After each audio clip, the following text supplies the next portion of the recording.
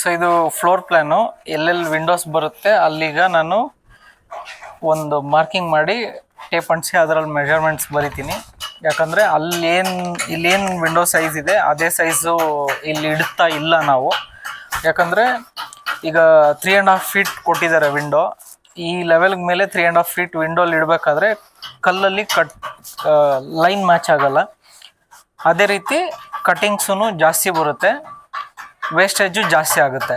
So ನೀವು wastage ಕಮ್ಮಿ ಮಾಡಬೇಕು ಅಂದರೆ ಒಂದು ಅವ್ರು ಕೊಟ್ಟಿರೋದಕ್ಕಿಂತ ನೀವು ದೊಡ್ಡದಾಗಿ ವಿಂಡೋ ಪ್ಲ್ಯಾನ್ ಮಾಡ್ಕೊಬೇಕು, ಇಲ್ಲಾಂದರೆ ಚಿಕ್ಕದಾಗಿ ಮಾಡಬೇಕು. ಈಗ ದೊಡ್ಡದಾಗಿ ಮಾಡಿದ್ರೆ ವಿಂಡೋ ಕಾಸ್ಟು ಡಿಫರ್ ಆಗುತ್ತೆ, 500-600 ರುಪೀಸ್ ಪರ್ ಸ್ಕ್ವೇರ್ ಫೀಟು. ಅದು ನಿಮಗೆ ಎಕ್ಸ್ಟ್ರಾ ಎಕ್ಸ್ಪೆನ್ಸ್ ಆಗುತ್ತೆ. ಅದು ಓಕೆ ಅಂದರೆ ವಿಂಡೋ ಸ್ವಲ್ಪ ದೊಡ್ಡದಾಗಿ ಇಟ್ಕೊಳ್ಳಿ. ಸೊ ಈ ರೂಮ್ಗೆ 2 ವಿಂಡೋ ಬರೋದ್ರಿಂದ ನಮಗೆ ಸಫಿಷಿಯೆಂಟ್ ಲೈಟು ಇರುತ್ತೆ, ಸಫಿಷಿಯೆಂಟ್ ಏರ್ ಫ್ಲೋನೂ ಇರುತ್ತೆ. ಸೊ ಅದಕ್ಕೆ ನಾನು ಏನು ಮಾಡ್ತಾಯಿದ್ದೀನಿ ಅಂದರೆ ವಿಂಡೋ ಸೈಜ್ನ 3.6 ಇಂದ 2.8ಗೆ ಕಡಿಮೆ ಮಾಡ್ಕೊತಾ ಇದ್ದೀನಿ.